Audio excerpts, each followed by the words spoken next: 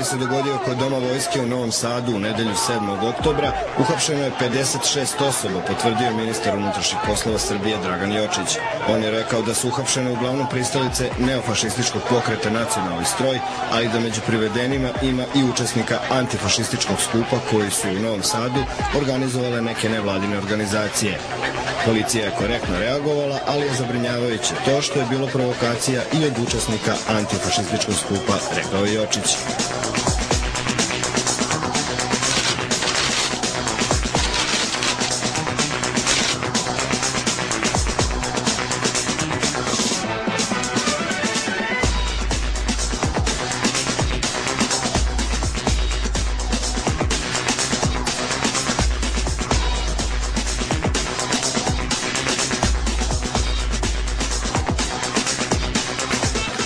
Prilikom šetnje učesnika mirnog protesta od Dunavskog parka prema keju žrtava racije ispred Doma vojske nešto posle 17 časova došlo je najpre do verbalnog, a zatim i do fizičkog obračuna sa članovima neonacističke organizacije Nacionalni stroj, koji su umesto zakazanog skupa ispred spomenika Jaše Tomića povorku dočekali u bašti Doma vojske.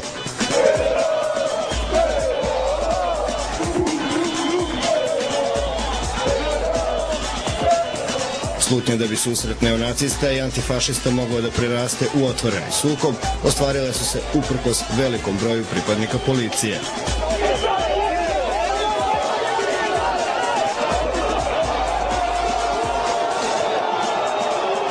Najpre su sledile psovke i obostrano vređanje, a nakon toga počele su da lete flaše i kamenice, usled čega je došlo do povrede 10-ak učesnika, među kojima je bilo i predstavnika medija.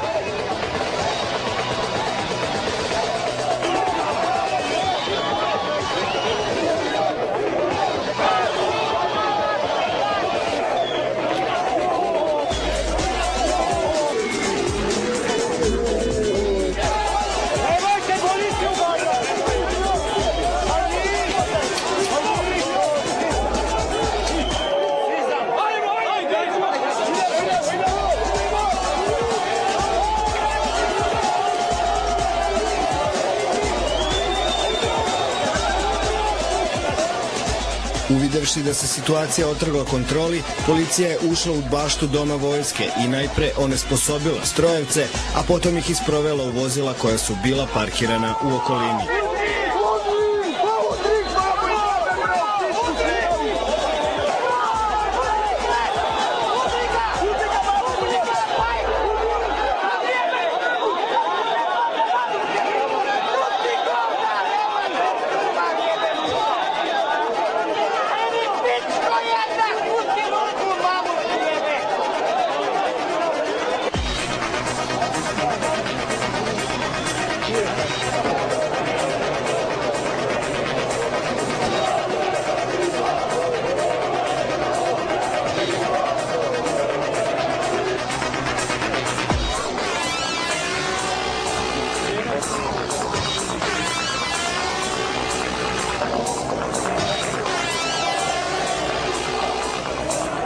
Zbog sukoba kod Doma vojske privedeno je 56 osoba, a protiv 45 podnete su prekršajne prijave.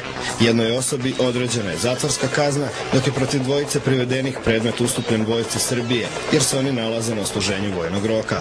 Svi su privedeni pod sumnjom da su remetili javni red i mir u grupi izgrednika, za šta je predviđena zatvorska kazna u trajanju do 60 dana.